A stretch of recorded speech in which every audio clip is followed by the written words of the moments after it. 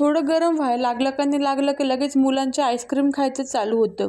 बाहेर मार्केटहून आणण्यापेक्षा मग आता घरामध्येच माझ्याकडे होते 10वाले डेअरी मिल्कचे 2 पाउच होते. मी यांना गरम पाण्यामध्ये 1-2 सेकंद टाकून चांगले वितळून घेतलं. नंतर 2 कप घ्यायचे. तुमच्याकडे प्लास्टिकचे कप असतील तुम्ही तेही घेऊ शकतात. नंतर या कुल्फीच्या माझ्याकडे कांड्या होत्या, मी त्या घेतलेल्या आहेत. कॅडबरी वितळल्यानंतर थोडंसं असं खाली प्रेस करायचं म्हणजे वरती असलेली कॅडबरी पण खाली येते. नंतर ते आपण फोडून घ्यायचं आहे. नंतर स्पूनच्या याने 2 किंवा 3 चम्मचने आपण याच्यामध्ये दूध टाकणार आहोत.